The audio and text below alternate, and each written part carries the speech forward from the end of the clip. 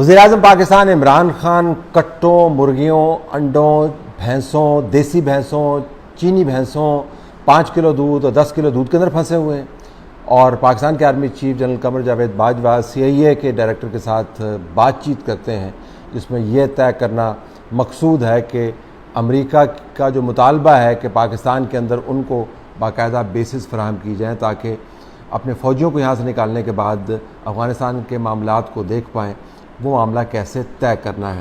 New York Times میں چھپنے والی اس دھماکہ خیز رپورٹ نے بہت ساری بلیاں تھیلے سے باہر نکال دی ہیں۔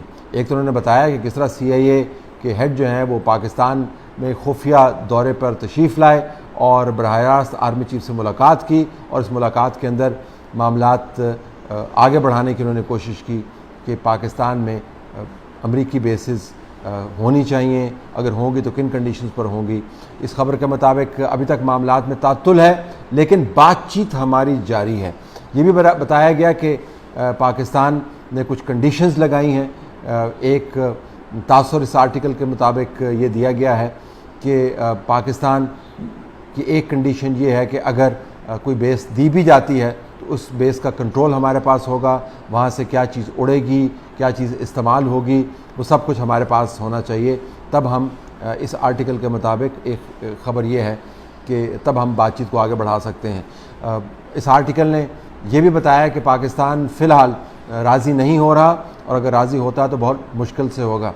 دلچسپ بات یہ ہے کہ آرٹیکل نے ماضی کا بھی حوالہ دیا کہ جب پاکستان کے قائدین یہ کہتے رہے کہ امریکہ کی پاکستان میں کوئی بیس نہیں ہے، تو 2008 سے لے کر اوباما ایڈمنسٹریشن کی انتظامیہ کے معاملات طے کرنے کے جو ماہ و سال تھے اسامہ بن لادن کے حوالے سے، تب تک یہ بیسز آپریٹ کرتی رہیں، اور سینکڑوں کی تعداد میں یہاں سے ڈرون حملے کیے گئے۔ اور پھر جب ریمنڈ ڈیوس کا واقعہ ہوا، پھر OBL ریڈ ہوئی، پھر سلالہ کا واقعہ ہوا، تو پھر ہم نے ڈسکور کیا کہ امریکی یہاں پر کب سے موجود ہیں اور شمسی بیس آپریٹ کر رہے ہیں، تب ہم نے ان کو یہاں سے نکال دیا۔ اس آرٹیکل نے اس ماضی کا حوالہ اس انداز سے تو نہیں دیا کہ ماضی کی طرح اب بھی خفیہ انداز سے بیسز دی جائیں گی، لیکن اس نے اس مثال کو استعمال کیا اس اعتراض کے فوراً بعد، جس کے مطابق پاکستان ابھی تک بغیر کنڈیشنز کے بیسز دینے کو تیار نہیں ہے۔ اب یہ بہت سارے اہم معاملات میں سے اہم ترین معاملہ ہے جو خارجہ امور سے متعلق ہے اور دفاع سے متعلق ہے۔ میں نے پچھلے ہفتے ایک بلاگ کیا تھا، اس وقت آپ کے سامنے ہے، میں نے اس کو ٹویٹ بھی کیا۔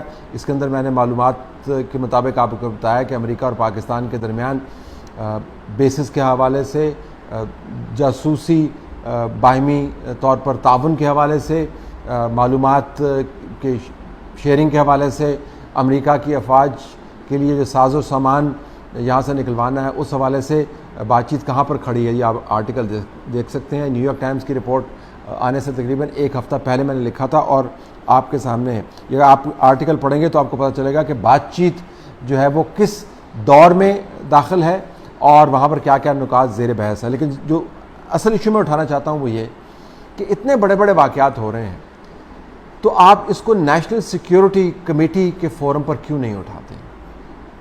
کیا یہ ذاتی ڈپلومیسی کے زمرے میں آتا ہے کہ CIA کے چیف یہاں پر آئے اور یہاں پر 2-4 لوگوں سے ملاقات کرے اور پھر سے واپس چلا جائے؟ کیا وزیر اعظم پاکستان اور وزیر دفاع کو اور وزیر خارجہ کو ان معاملات پر قوم کو اعتماد میں نہیں لینا چاہیے؟ کیا یہ ضروری ہے کہ نیو یارک ٹائمز کے اندر یہ خبر چھپے اور اس کے بعد ہم اس کا رد عمل دیں؟ اور آپ کو پتہ ہے کہ امریکہ کے ساتھ آپ اتنے عرصے کے ساتھ ڈیل کر رہے ہیں، وہاں کا نظام اس قسم کا ہے، وہاں کی صحافت مختلف ہیں، وہاں پر درجنوں لوگ موجود ہیں جو بریفنگز دینے کو تیار ہوتے ہیں اور خبر سامنے آ جاتی ہے۔ یہ خبریں رک ہی نہیں سکتی۔ اگر ہمیں پتہ ہے کہ پاکستان اور امریکہ کے درمیان تعلقات کے جو اہم نکات ہیں، چیدہ ان میں سے 4 نکات کیا ہیں، تو آپ کا کیا خیال ہے امریکہ کے اندر جو صحافی موجود ہیں ان کو اس کا علم نہیں ہوگا؟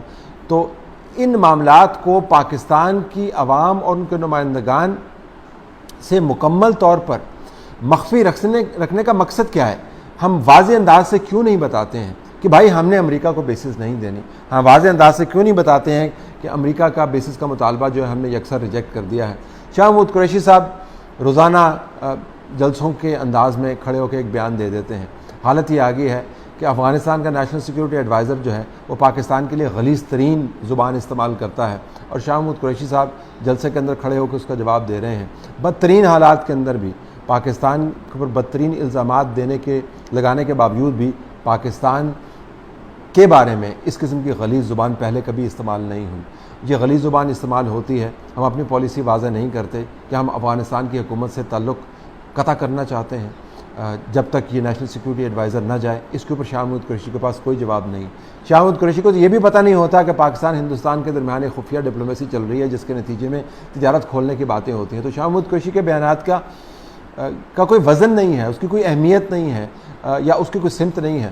اصل میں تو یہ بیانات وزیر اعظم کی طرف سے آنے چاہیے, ان کی وضاحتیں وزیر اعظم کی طرف سے آنی چاہیے, ان کی وضاحت ISPR کی طرف سے آنی چاہیے. اگر ISI اسطور کے معاملے کے اوپر جو احتجاج ہوا اس پر وضاحت منسٹر آف انفارمیشن کے ذریعے کر سکتی ہے تو منسٹری آف انفارمیشن کے ذریعے اڈوں کے حوالے سے جو بات چیت ہو رہی ہے اس کی وضاحت بھی ضروری ہے. پاکستان کے اندر یہ خیال بہت گہرا ہے کہ امریکی جس بات پر تل جائیں وہ ٹلتے نہیں ہیں اور اپنی بات منوا کے چھوڑتے ہیں. یہ امپریشن بھی بڑا گہرا ہے کہ ہم بہت ڈیسپریٹ ہیں امریکہ کو خوش کرنے کے لیے, اور جس طریقے سے ہم نے IMF کے معاملے پر, FATF کے معاملے کے اوپر ان کے ساتھ انگیج کیا ہوا ہے, ہمارے پاس پتے کھیلنے کو بہت کم ہے. اور عین ممکن ہے, اور یہ تیسرا امپریشن ہے, کہ اندر خانے معاملات طے ہو جائیں اور بعد میں 2 سال کے بعد, 4 سال کے بعد, 6 سال کے بعد خبر سامنے آئے کہ ہم نے کیا معاملات طے کیے جس کا کوئی ریکارڈ بھی موجود نہیں ہو. اگرچہ اس مرتبہ ایسا ہونے کا نہیں ہے. امریکی اس مرتبہ پاکستان کے ساتھ جو معاملات طے کریں گے اس کو بالکل ان خبروں کے ذریعے اور بریفنگ کے ذریعے سامنے لے کے آئیں گے. افسوس اس بات کا ہے کہ پاکستان کے اندر اتنے اہم امور زیر بحث آ رہے ہیں اور حکومت اور ان کے نمائندگان مکمل طور پر ان معلومات سے آ رہی ہیں. نیو یارک ٹائمز کی رپورٹ آتی ہے تو پھر ان کو خیال ہوتا ہے کہ شاید ہمیں بھی پتہ ہونا چاہیے, اور وہ ایک ٹویٹ داغ کر اور رد عمل کا اظہار کر کے اور ہوا میں مکے لہرا کر یہ ثابت کرتے ہیں کہ وہ ان ڈسکشنز کا حصہ ہیں.